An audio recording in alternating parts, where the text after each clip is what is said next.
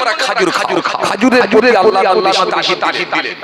আজকে বিজ্ঞান 1500 বছর পরে গবেষণা লাগলো যে খাজুরের প্রতি নবী এত বারবার কেন এত জোর দিয়েছে? এর মধ্যে কি আছে? আজকের বিজ্ঞান 1500 বছর পরে গবেষণা করে বলছে ওরে সর্বনাশ, খাজুরের তো অনেক কাজ। বলে কি কাজ? স্যার কি কাজ আছে এর মধ্যে? ওর মধ্যে ক্যালসিয়াম আছে, ম্যাগনেসিয়াম আছে, পটাশিয়াম আছে, vitamin A, vitamin B, vitamin C, এর মধ্যে প্রচুর পরিমাণে আয়রন যা রক্ত চলাচলে সহায়তা করে, হৃৎপিণ্ডকে ঠিক রাখে, হিমোগ্লোবিনকে ঠিক রাখে। এই খাজুরের অনেক কাজ। এজন্য খাজুরকে বলা হয় মরুভূমির গ্লুকোজ। আজকের বিজ্ঞান বলছে না, ডাক্তাররা বলছে, সায়েন্স বলছে তোমরা খাজুর খাও, শরীরটা একটু দুর্বল হচ্ছে, উইক লাগছে, চা খেওনি, গ্যাস হবে, দুধ চা খেওনি, এই বিড়ি খেওনি, এই গ্যাজেটটা মারুনি, একটা খাজুর খাও। নবী বললেন খ্যাপা, তোদের বিজ্ঞান তো 1500 বছর পরে বললো খাজুর খাও, কিন্তু আমি রাসূলুল্লাহ তো 1500 বছর আগে বলে দিয়েছি। এই আমাকে বলতে হয় আমরা মুসলমান, সে নবীকে চিনি। আমরা চিনিছি এখন বিরাট কোহলিকে, চুলের কাটিং কে দেখাবে বলে বিরাট কোহলির মতো কর। এই যে আইপিএল খেলা দেখলি না, চুলের যে নতুন ডিজাইনটা দেখালো, এই বিরাট কোহলির মতো চুলের ডিজাইন কর। আমরা এখন কার থেকে শিখবো? জি, আমরা এখন মুসলমানের ছেলে আছে সাউথ থেকে শেখে, নায়ক থেকে শেখে। জি, রিসেন্ট একটা কিছু বই বার করে দেবে, সেটাকে দেখে মুসলমানের ছেলে বলছে এই চুল কর। এই তো কালকে আমি জলসা করলাম, এক জলসা ছেলেকে দেখছি এই দিকটা পুরো কেটে পুরো ফাঁকা করে দিয়েছে, সাইডটা পুরো ফাঁকা, আর এই দিকটা একটা পুরো লম্বা দাগ। কথা বলে সাইডটা পুরো ফাঁকা, এই দিকটা একটা টেনেছে লম্বা ফাটা দাগ। এই দিকে ঘুরিয়েছে, ওপরটা ঢাকা, সাইডটা ফাঁকা। এর নাম দিয়েছে বাটি। বুক চাপড়ে বলছে আমি কিন্তু সবার থেকে খাঁটি। কথা বুঝতে পারেন? কথা বুঝতে পারছেন বাবাজি?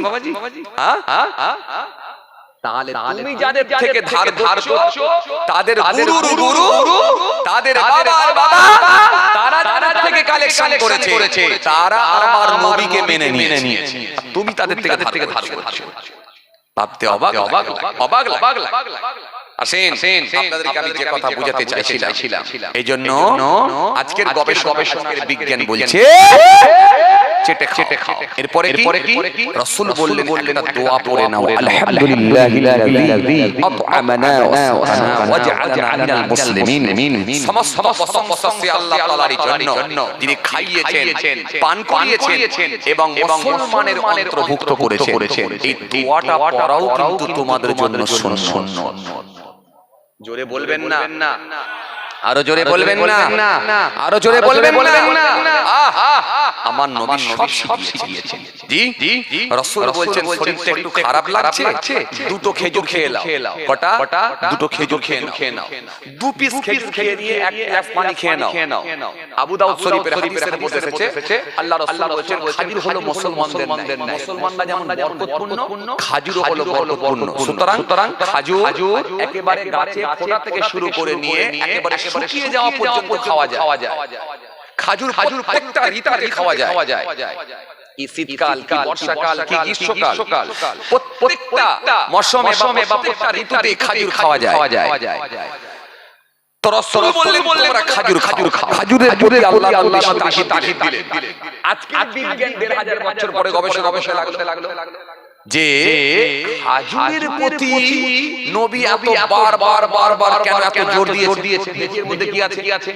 আজকের বিজ্ঞান 1500 বছর পরে গবেষণা করে বলছে ওরে সর্বনাশ, খাজুরের তো অনেক কাজ। বলে কি কাজ? স্যার কি কাজ আছে এর মধ্যে? ওর মধ্যে ক্যালসিয়াম আছে, ম্যাগনেসিয়াম আছে, পটাশিয়াম আছে, vitamin A, vitamin B, vitamin C, এর মধ্যে প্রচুর পরিমাণে আয়রন যা রক্ত চলাচলে সহায়তা করে, হৃৎপিণ্ডকে ঠিক রাখে, হিমোগ্লোবিনকে ঠিক রাখে। এই খাজুরের অনেক কাজ। এজন্য খাজুরকে বলা হয় মরুভূমির গ্লুকোজ। আজকের বিজ্ঞান বলছে না, ডাক্তাররা বলছে, সায়েন্স বলছে তোমরা খাজুর খাও, শরীরটা একটু দুর্বল হচ্ছে, উইক লাগছে, চা খেওনি, গ্যাস হবে, দুধ চা খেওনি, এই বিড়ি খেওনি, এই গ্যাজেটটা মারুনি, একটা খাজুর খাও। নবী বললেন খ্যাপা, তোদের বিজ্ঞান তো 1500 বছর পরে বললো খাজুর খাও, কিন্তু আমি রাসূলুল্লাহ তো 1500 বছর আগে বলে দিয়েছি। এই আমার সাহাবীরা, এই আমার উম্মতেরা, তোমরা খাজুর খাও। জোরে বলতে পারেন না, আরো জোরে বলবেন না। নাজ্জাসী বাদশা নাম শুনেছেন আপনারা? কষ্ট হচ্ছে নাকি আপনাদের? এই জোরে বলুন, কষ্ট হচ্ছে? আওয়াজ দিয়ে বলুন, কষ্ট হচ্ছে? মাশাআল্লাহ। আসেন কিছু আপনাদের সামনে আমি শিক্ষামূলক আলোচনা করে যাচ্ছি, পারলে এগুলোকে কাজে লাগাবেন, এগুলোকে কাজে লাগাবেন আর একটা নিয়ে লাগাবেন। কি নিয়ে? যে আমার নবী করেছেন বলে আমি করছি। কি নিয়ে? করেছেন বলে বা বলেছেন বলে আমি করছি। কেন? হাদিস তিন প্রকার: কওলি, ফিলি, তাকদীরি। কওলি, ফিলি, তাকদীরি। রাসূলুল্লাহর কথা হাদিস, আজ হাদিস, সমর্থন হাদিস। নাজ্জাসী বাদশা জি একটা ডক্টর পাঠালো, ডক্টর। কোথায়? মদিনা শরীফ। সাহাবাদের জন্য ফ্রি ট্রিটমেন্ট হবে, ফ্রি চিকিৎসা। হে তরুণীরা, নওজওয়ান জাওয়ানেরা, ইয়া মাই মুরব্বিরা, বাবারা সুনেকে দিন, বাবারা জিনে দিন। নাজ্জাসী বাদশা বলল, যাও।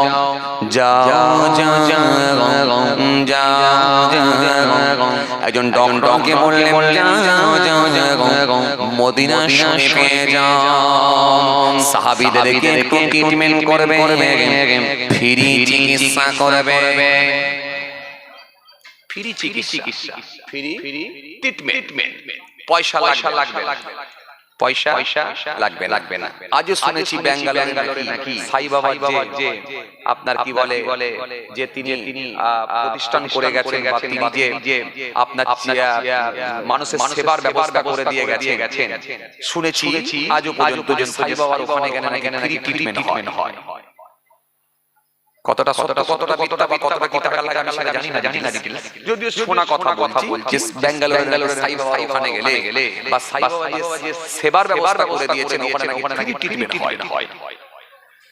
তো নাজ্জাসী বাদশা পাঠালো ডক্টরকে মদিনা শরীফে, যাও ফ্রি ট্রিটমেন্ট করবে। নবী সাহাবাদের হবে ফ্রি ট্রিটমেন্ট। এত রানিয়া নওজওয়ান জাওয়ানেরা, হে আমার মুরব্বিরা, শরীরে কে দিবা মদিনা একজন ডক্টর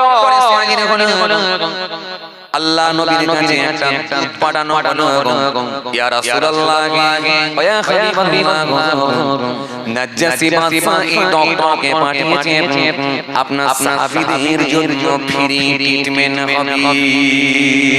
হুজুর বিয়াদব নেবেন না, আপনার সাহাবীদের ফ্রি চিকিৎসা করবেন বলে এসেছে। আল্লাহ নবী তো মুচকি হেসে বললেন, ভালো কথা। ডক্টর যথারীতি চেম্বার তৈরি করে ফেললেন।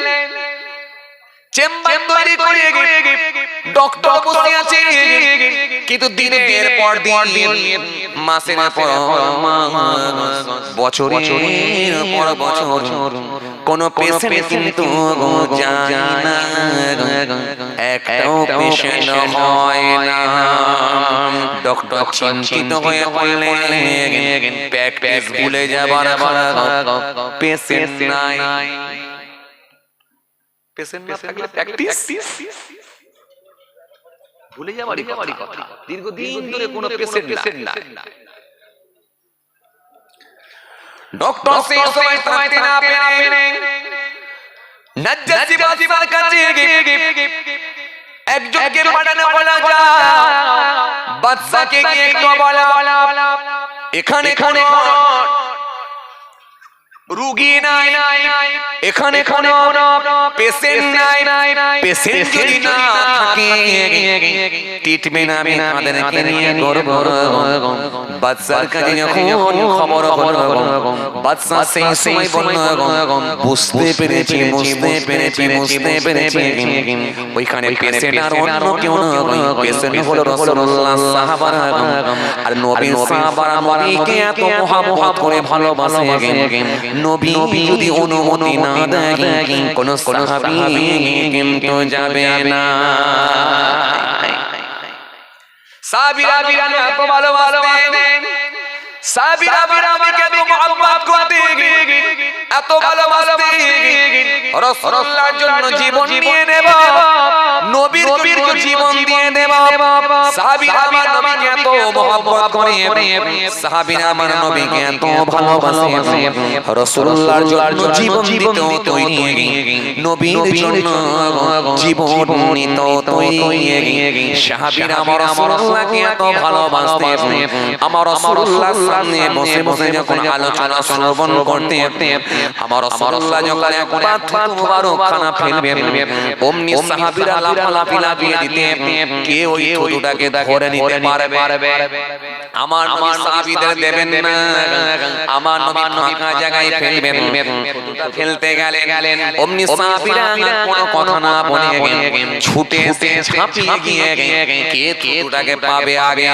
সঙ্গে সঙ্গে যে সাহাবী ভাগ্যবান বাবাজি থুতুটা পেয়ে যেতেন থুতুটাকে নিয়ে মাথায় মেখে ফেলতেন মুখে মেখে ফেলতেন গায়ে মেখে ফেলতেন শরীরে মেখে ফেলতেন দূর থেকে গায়ের মানুষগুলো অমুসলিম মানুষ ইহুদি মানুষ তারা বলে মুহাম্মদ সাল্লামের কাছে দেখো থেকে থেকে এদের মাথাটা পুরো গেছে থুতু আবার মানুষ মাখে নাকি এদের মাথাটা গেছে কেন তারা কত রকম অপবাদ দিয়েছে জাদুকর বলেছে কথা বলো বলেছো বলতে বাকি রেখেছে দূর থেকে দেখে বলছে এদের মাথাটা গেছে মুহাম্মদ থেকে থেকে এদের মাথাটা গেছে তুই আমার মানুষে মাখে এই কথা বলে উত্তর দিয়ে শুনে এইভাবে টোল করত আমার নবীকে নিয়ে সাহাবাদেরকে নিয়ে ঠাট্টা করত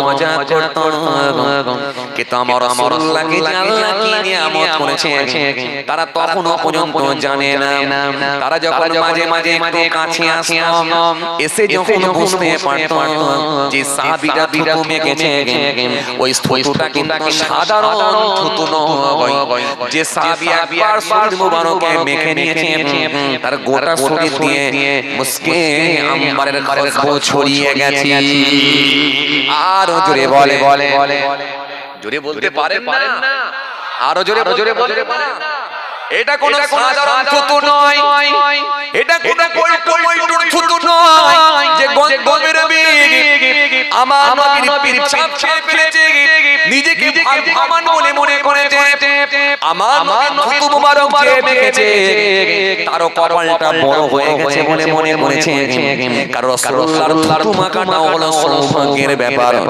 গোটা শরীর দিয়ে মুসলিম মানের খুশবু ছড়িয়ে গেছে ওই বেঈমান ওই গায়ের কমগুলো ওই অমুসলমান গুলো যখন তারা বুঝতে পেরে গেছে এটা সাধারণ কোন মানুষের থুতু নয় রাসূলুল্লাহর থুতুর খুশবুটাও আলাদা তারা তখন থাকতে না পেরে যারা টোল করেছে ঠাট্টা করেছে তারা সেই রাসূলুল্লাহর হাতে হাত দিয়ে কালেমা পড়ে ঈমান কবুল করে নিয়েছে কথা কিছু বুঝতে পারছেন বাবাজি এটা কি মন্টু থুতু নাকি এই থুতুটাও তো আলাদা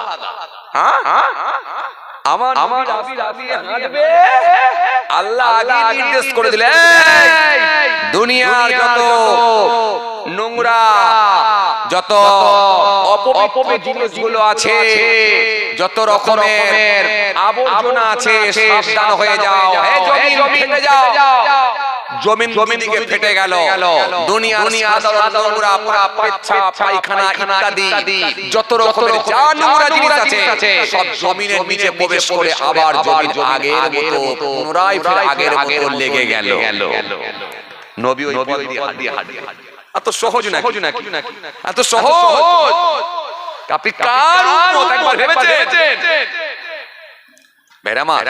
আসেন আমার যে কথাগুলো দিয়ে গেছে যেগুলো করে দিয়ে গেছে আজকের এডুকেটেড মানুষগুলো তারা মারা পেতে মেরে দিচ্ছে কিন্তু আমরা মুসলমানের ছেলে এত প্রিয়ার ভক্ত এত খেলোয়াড় ভক্ত এত গায়ক ভক্ত নায়ক ভক্ত হয়ে গেছি নবীর কথাগুলোকে খালি খাচ্ছি না আমরা বরং অন্ধকারের দিকে চলে যাচ্ছি আর আল্লাহ কোরআনের মধ্যে বললেন আল্লাহু আলিয়ুল আযীজ ইখরিজুহুম يخرجهم من الظلمات إلى النور والذين كفروا أولياءهم الطاغوت يخرجهم من النور إلى الظلمات أولئك أصحاب النار هم فيها خالدون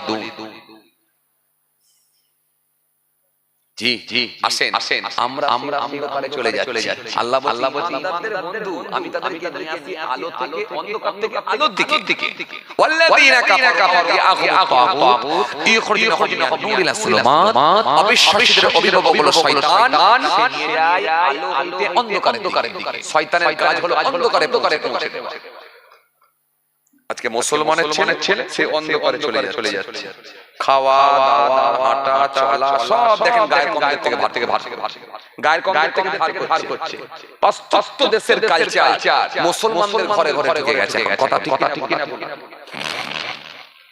আসেন যে কথা আপনাদের আমি বোঝাতে চাইছিলাম জি নাজাসি বাত যে কথা আপনাদের আমি বুঝাতে চলে এলাম ব্যাস কোনো পেশেন্ট না থাকার কারণে চিন্তিত হয়ে পড়লেন যা তো প্র্যাকটিস ভুলে যাবে বাচ্চা খবর গেল বাচ্চা আপনি যে বললেন মুহাম্মাদের সাহাবীরা আজরে পেশেন্ট কই বাচ্চা বুঝতে পেরে গেছে পেশেন্ট না হওয়ার কারণ তার কারণ হচ্ছে মুহাম্মদ সাল্লাল্লাহু আলাইহি ওয়াসাল্লাম হয়তো দেননি অনুমতি দেয়নি এইজন্যই মনে হয় আসে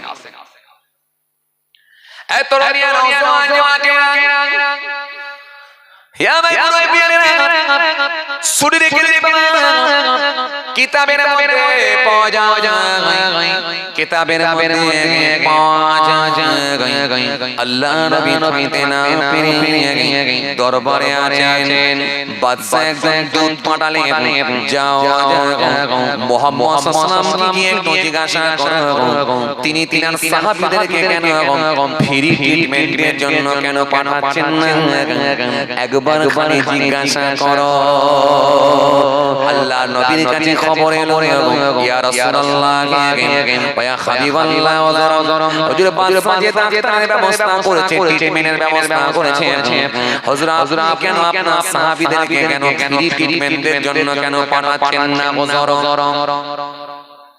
আল্লাহ নবী সেই সময় বলে শোনো ফ্রি ট্রিটমেন্ট তো ঠিকই কিন্তু আমি পাঠাচ্ছি না আসলে কিন্তু এটা নয় আসলে আমার সাহাবীদের রোগ হয় না আর রোগ না হলে ডাক্তারের কাছে কেন যাবে একবার বলো না জোরে হবে না আরো জোরে হয় না তবে একবার শোনো আমার সাহাবীদের অসুখ হয় না আর অসুখ হয়ে গেলেও পৃথিবীর কোনো ডক্টর তাদের পছন্দ হয় না পৃথিবীর কোনো ডক্টর তাদের লাগে না তাদের জন্য ডক্টর আমার আল্লাহ আমাকে তাদের জন্য ডক্টর করে দিয়েছে আরো জোরে বলেন আমার সাহাবীরা যখন আমার কাছে আসে আমি আমার সাহাবীদের বলি তোমরা খাজুর খাও আমার সাহাবীদেরকে আমি বলি তোমরা জমজম পানি খাও আমি রাসূলুল্লাহ বলি আমার সাহাবীরা তোমরা কালো জিরা খাও এইজন্য হাদিস পাকের মধ্যে পাওয়া যায় কালো জিরা হলো সকল রোগের ঔষধ সকল রোগের দাওয়া কেবল কালো জিরাতে একটা অসুখ ভালো হবে না একটা রোগ ভালো হবে না সেটা হলো মৃত্যু ছাড়া সমস্ত রোগের দাওয়া হলো কালো জিরা মেডিকেল আপনার কি বলে ডক্টরকে কি জিজ্ঞাসা করবেন যারা মেডিকেল লাইনের মানুষ জিজ্ঞাসা করে দেখবে এইজন্য একটা রোগ ভালো হয় না সেটা হলো মৃত্যুর জন্য যে রোগ তৈরি হয় এই রোগটা খালি ভালো হয় না বাকি সমস্ত ভালো করে দেন কে জোরে বলো না আরো জোরে বলে সমস্ত রোগ ভালো করে দেন কে আল্লাহ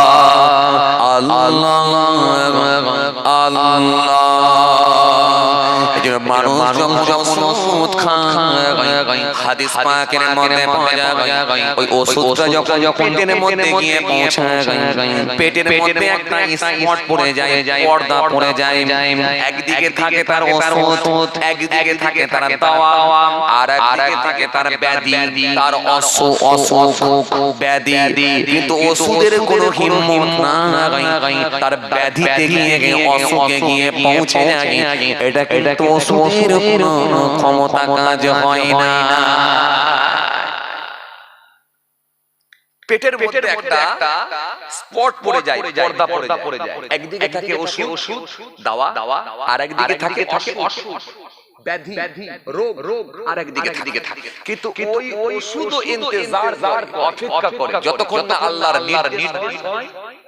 আল্লাহর নির্দেশ না হলে ওই ওষুধ তার ব্যাধি পৌঁছায় না। এই জন্য পেটের মধ্যে যখন পর্দা তৈরি হয়ে যায়, আল্লাহ যখন নির্দেশ হয় ওই পর্দাটা ভেদ করে পর্দাটাকে সরিয়ে দিয়ে ওষুধ গিয়ে তার রোগে, তার ব্যাধি, তার অসুখে গিয়ে পৌঁছে যায়। ওই লোকটার শরীরকে আল্লাহ রোগকে মুক্ত করে দেন, রোগটাকে আমার আল্লাহ নিরাময় করে দেন, রোগটাকে আমার আল্লাহ ভালো করে দেন।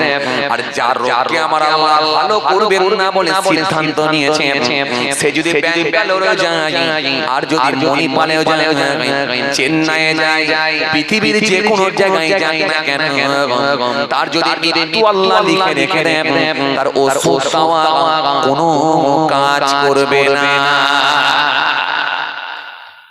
এই জন্য কেউ সুস্থ হয় আর কেউ সুস্থ হয় না, কারণ ওই ওষুধে আল্লাহ তার সুস্থতা রাখেন না। কারণ ও পেটের মধ্যে অসুখ থাকবে আর ওষুধও রয়ে যাবে, কিন্তু ওষুধ কাজ করবে না, কারণ যতক্ষণ না ওখানে নির্দেশ হয়। এই জন্য পর্দায় পড়ে যায়। হাদিস পাকের মধ্যে কথা বুঝতে পারছেন? আপনাদের কষ্ট হচ্ছে বাবাজি, জোর করে বলতে হবে কষ্ট। হ্যাঁ, আহা কত ওয়াজ শুনবেন বাবাজি, আর ওয়াজ শুনে রাখবেন কোথায়? রাখারই জায়গা। এত ওয়াজ শুনছেন, লাস্টে আমাদের ব্রেন হ্যাং হয়ে যাবার মতো অবস্থা। কথা বলে কি বলেন আপনারা? কত ওয়াজ শুনবেন? আল্লাহ শুকর, বক্তা তো আর কম নয়, হুজুর তো আর কম নয়, ওয়াজিন তো আর কম নয়। চলেন আপনাদের সামনে একটু করে বলছি। ভাইরা মা, যেখান থেকে ছেড়ে এলাম মনে আছে আপনাদের? কোথায় ছেড়েছিলাম বলেন দেখি। হ্যাঁ, রোগী হচ্ছে না, ডাক্তারের কাছে যাচ্ছে না কেউ, এইখান পর্যন্ত চলে এসেছিলাম। এই জায়গাটা বাকি রয়েছে।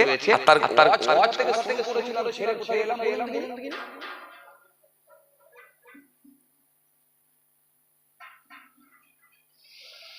রাত হলে কি জানেন কমিটি ভাই জানেন রাত হলে না টাওয়ার চলে যায়।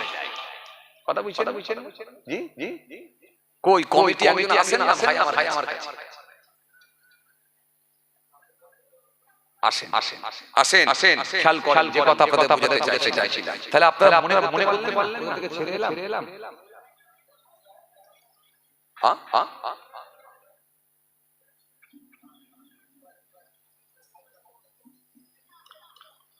মনে করতে পারলেন না?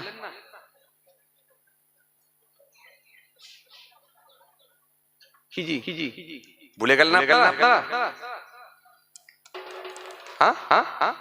আমি মনে করে দেবো বলছি, আমি মনে করে দেবো। কমিটি কই কমিটি?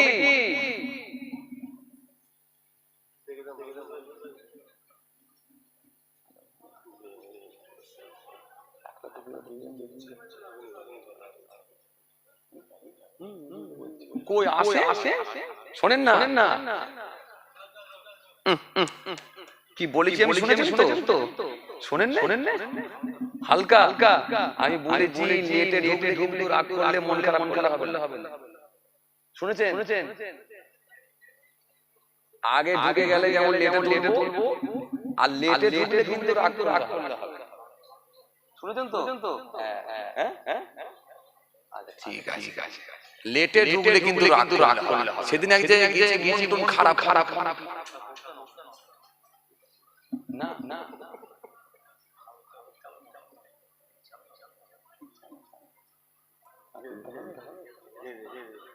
বসেন। হ্যাঁ ভাইরা ভালোবাসে খুব মহব্বত করে। ভাই কথা কিছু বাচ্চা থেকে ছেড়েছিলাম। আপনারা যদি মনে করতে পারেন তাহলে আমি বলবো, আর মনে না পারলে তাহলে কিন্তু ছেড়ে দেব। প্রথমে ওয়াজ থেকে ছেড়েছিলাম, ওয়াজের একটা লাইন করেছিল।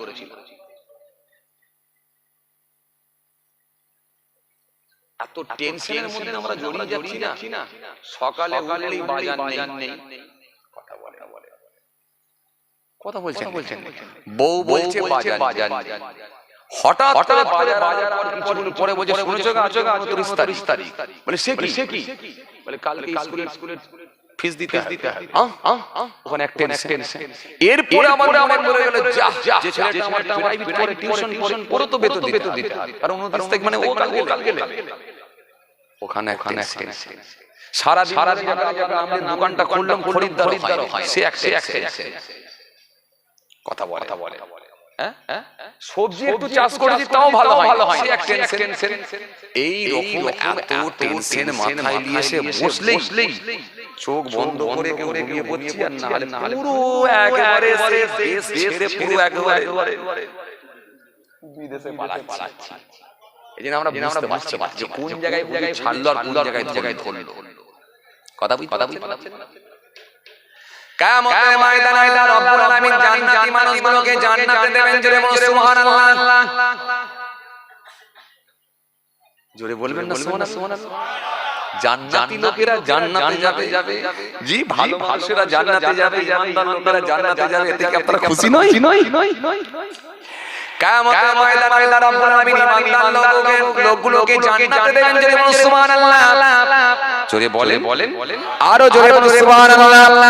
সেই দিন আল্লাহ যাদের আমলনামা ডান হাতে দিয়ে দেবে তারাই যাবে জান্নাতে। জোরে বলো সুবহানাল্লাহ।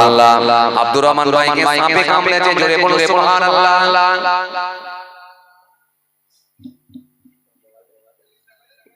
কে বলল সুবহানাল্লাহ?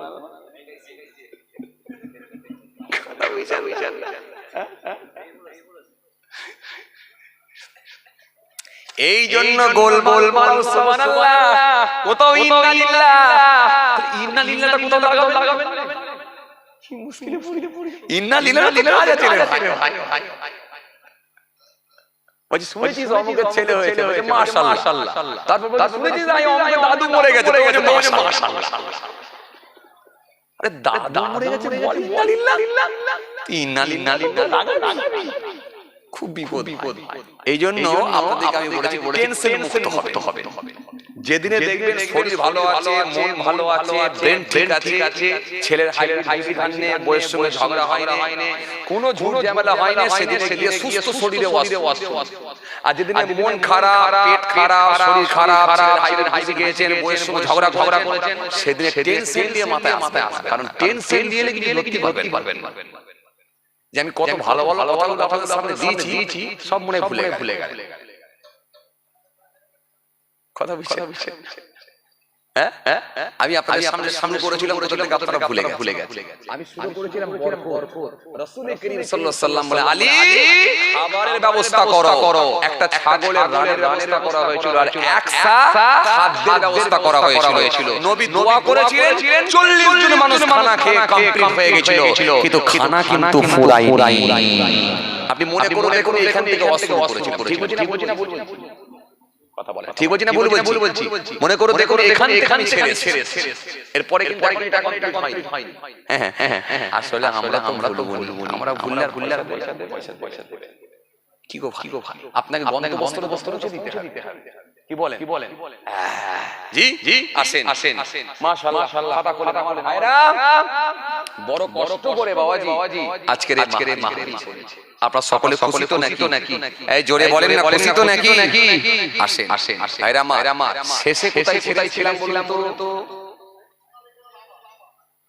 কথা বলেন কোথায় ছেড়ে এলাম? ওটা তো প্রথমে ছাড়ছে। পেশেন্ট হচ্ছে না, একদম ঠিক পেশেন্ট হচ্ছে না। এইখান থেকে ছেড়ে এই কথা বলতে কিছু কথা টানছি না। চলেন অনেক সময় নাকি আর আপনাদের কষ্ট আল্লাহ কি হয়েছে বলেন তো আলু টালু সব হয়ে গেছে, চাল ডাল হয়ে গেছে। হ্যাঁ মাশাআল্লাহ বাবাজি আমার ভাইরা এরি চাঁদা তোলার সময় আমার তিরপল পিছচ্ছে। ও আচ্ছা ওই দিকে যাচ্ছে, এইখানে পিছচ্ছে। এইবারে মনে লোক আসবে এই রে বিপদ। কটা তীর ছবে এইবারে জায়গা দিতে পারবে না, কারণ এখানকার লোকেরা এত ভালো চাঁদা তোলার সময় গিয়ে বসে। অন্যান্য জায়গায় এত ভালো লোক তারা চাঁদা তোলার সময় পালিয়ে যায়, আবার এখানকার সিস্টেম এরা চাঁদা তোলা এসে বসে। মাশাআল্লাহ। তবে ভাইদেরকে আমি প্রথমেই বলে দিয়েছি, আমি যখন এর পরে লেটেস্ট কিন্তু খারাপ করবে না। আজকে আমাকে প্রায় 45 টা বসিয়ে রেখেছে। জি আসেন হ্যাঁ হতেই পারে ওটা হতেই পারে পরিস্থিতির পরিপ্রেক্ষিতে ওটাকে ম্যানেজ করে নিতে হয়। কথা ঠিক কি একটা হয়তো একটা হুজুর সে হয়তো একটা অজের কি বলে সাবজেক্ট ধরেছে, সেটা কমপ্লিট না হওয়া পর্যন্ত, বা ছেলেদের আশা ছিল হয়তো ওয়াজ করলে কিছু চাঁদা কিছু হয়েছে মাশাআল্লাহ আলহামদুলিল্লাহ ওটা নিয়ে ব্যাপার না। চলেন ভালোবাসেন করেন আল্লাহ শুকর। আজকে এই যে জলসা হয়েছে মাশাআল্লাহ 50 কিলো আলু হয়েছে না চাল হয়েছে 50 কিলো চাল আর 50 কিলো লাগবে আর 30 কিলো হলে হয়ে যাবে। আলু কত বস্তা হয়েছে? আর 2 বস্তা আলু তো হয়ে যাবে মাশাআল্লাহ। আচ্ছা আলু হয়ে গেল, পেঁয়াজ হয়নি। আচ্ছা মাইক হয়নি, প্যান্ডেল হয়নি, মাইক সেট ভাড়া কত? 17,000 মাইক প্যান্ডেল সব মিলিয়ে 17,000 টাকা। কি গো বাবা খবর কিছু বুঝতে পারছেন? খবর কিন্তু খুব খারাপ। বিপদের সংবাদ। ওই যে ইনালিল্লাহ বলছিলাম কথা বলে না ইনালিল্লাহ যে বিপদের সংবাদ ইনালিল্লাহ। গোস্তটা শুধু গোস্ত না, এগুলো তুলতে হবে। যে ভাইরা আমার এই ছেলেগুলো বাঁধে কেন? তো অনেক মনে বসে আছে পা পা সব ঠান্ডা হয়ে যাবে, বিরিয়ানি খাবে হাত ঠান্ডা হয়ে যাবে। চলো বাবা টাকা দিতে হবে, নেমে বসে টেনশন লেবার দল। হ্যাঁ ও ইউটিউবার না, আই দেখো ওরা ইউটিউবার ভাই, ওদিকে বসাচ্ছি তাই বসে আমি হয়েছি দূর থেকে অন্য ভাই ঠিক আছে মাশাআল্লাহ টাক আরাম করি বসি। আসেন খেয়াল করেন বাবাজি আমার ভাইরা জি। তাহলে আমি নবী থেকে ধার করে আপনাদের সামনে কিছুটা দিয়েছি, আরেকটা দিতাম কিন্তু সময় অনেক হয়ে যাবে। আল্লাহ যদি ফের কোনদিন মওকা দেন ইনশাআল্লাহ আমার নবীর পছন্দনীয় জিনিসগুলো একটু ধরতাম। হাদিস পাকে বলেছে ইয়াকুবুল বাইতা ওয়া ইয়াহলিবুনা সাসা ওয়া ইয়াকিতা সাওবা ওয়া ইয়াকসিবা না'লাহু ওয়া ইয়া'িযাত মিন আস-সাক ওয়া আয়েশা قالت كان رسول الله صلى الله عليه وسلم يحب الحلوى والعسل। নবী যেগুলো দিয়ে গেছেন যা বলে গেছেন আজকের বিজ্ঞান কিন্তু সব মেনে নিতে বাধ্য হয়েছে। কথা বুঝতে পারছেন?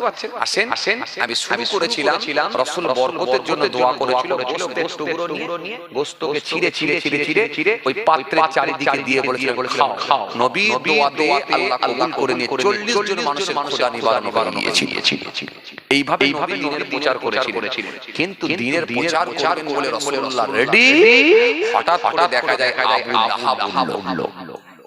আবু লাহাব বলল মুহাম্মদ সাল্লাল্লাহু আলাইহি ওয়াসাল্লাম বড় জাদুকর, তোমাদেরকে জাদু দেখিয়ে দিল, চলো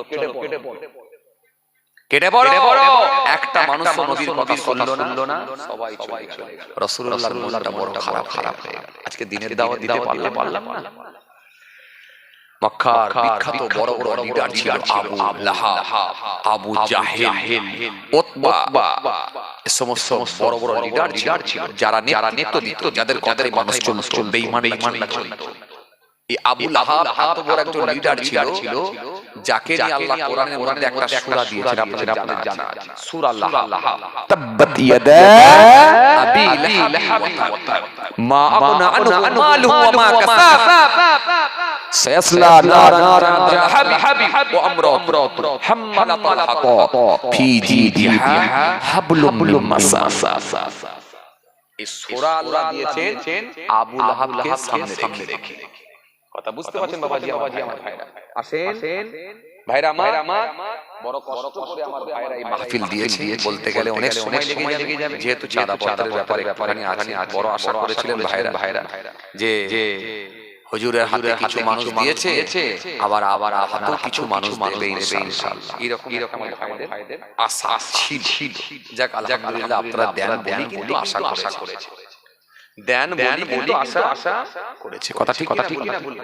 যারা দেয় তাদের প্রতি কিন্তু মানুষ আশা করে। দেখবেন কিছু গরিব মানুষ আছে এলাকায়, তারা দেখবেন চাঁদরা আপনার কি বলে ঈদের আগের দিনে কিছু মানুষের বাড়িতে দেখবেন একটু কাপড় চাইতে যায়, কিন্তু সব ঘরে যায় না। তারাও জানে কোন বাড়িতে গেলে পাওয়া যায়। কথা বলেন না কেন? এই জন্য সবাই দেবে।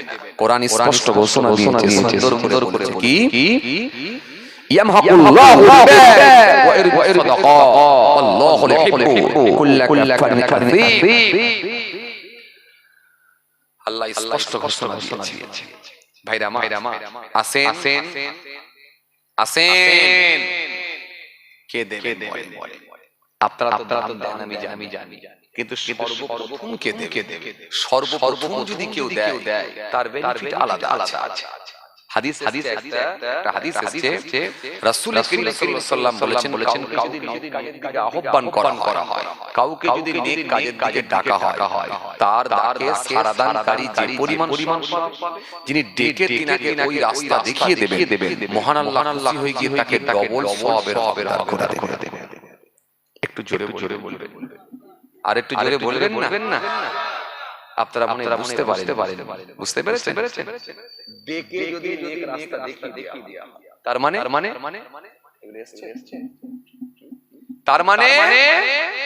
মানে ডেকে নেক রাস্তা দেখিয়ে দিলে তার মানে আপনার বন্ধুর সঙ্গে হতে পারে একসময় লটারি কেটেছে, কিন্তু আজকে আপনি নামাজি হয়ে গেছে, আর বন্ধুকে বলে বুঝিয়ে ওর ব্রেনটাকে ওয়াশ করে আপনি যদি মসজিদে ঢুকিয়ে দিতে পারেন, বন্ধু যে পরিমাণ সওয়াব পাবে, আল্লাহ খুশি হয়ে গিয়ে আপনাকে কিন্তু ডবল সওয়াবের হকদার করে দেবে। জোরে বলবেন না? এবার প্রশ্ন আসবে, তাহলে বন্ধুরটা কেটেও দেওয়া হবে না? বন্ধুরটা কেটে নিয়ে কিন্তু দেওয়া হবে না। বন্ধুরটা কেটে নিয়ে দেওয়া হবে না। বন্ধু যতটা পাওনাদার, যতটা পানেওয়ালা, যতটা তার প্রাপ্য, আল্লাহ ততটাই তাকে দেবে। আর আপনাকে ডবল দেবে, এই জন্য দেবে যে আপনার নিজের একটা দেবে, আর ওকে বলে বুঝিয়ে কষ্ট করে লাইনটা দেখিয়ে দিয়েছেন বলে আর একটা খুশি হয়ে আল্লাহ আপনাকে দেবে। এগুলো অফার, অন্য কিছু। সুতরাং আজকের দিন থেকে যদি সর্বপ্রথম কেউ দান দেন, তার দেখা দেখিতে যখন 2 3 4 5 6 7 8 9 10 যাবে, ওই এক নম্বরের ব্যক্তি কিন্তু বসে 10 ডবল সওয়াবের হকদার হয়ে যাবে। জোরে বলবেন না? আরো জোরে বলবেন না? এই জন্য বাবাজি আজকের মাহফিলে এগুলো সব মাশাআল্লাহ এই ছেলেগুলো মাশাআল্লাহ, আজকের মাহফিলে সর্বপ্রথম কে দেবেন বলেন? 1 বছর পরে, 365 দিন পরে, 1 বছর পরে, 365 দিন পরে, আজকের এই মাহফিল থেকে সর্বপ্রথম কে দেবেন? সর্বপ্রথম যদি কেউ দেয়, তার বেনিফিট কিন্তু আলাদা। আমি আগেই বলে দিয়েছি। আসেন সর্বপ্রথম কে দেবে এবারে বলেন ইনশাআল্লাহ। এই মাহফিল থেকে 1 নম্বরে থাকবেন, একটা কেউ বলবেন ইনশাআল্লাহ 1 বছর পরে নেক নিয়তে জীবনের শেষ রাত মনে করে এই জলসার জন্য ইনশাআল্লাহ আগামী বছর আল্লাহ হায়াতে রাখলে 2000 টাকা আমি 1 নম্বরে দেব ইনশাআল্লাহ।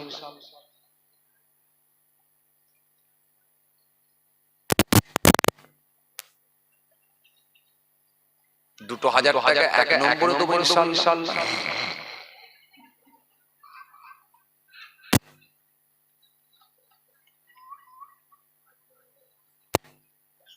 আচ্ছা লিখে রাখেন মাশাআল্লাহ। এই বল দোয়া করো।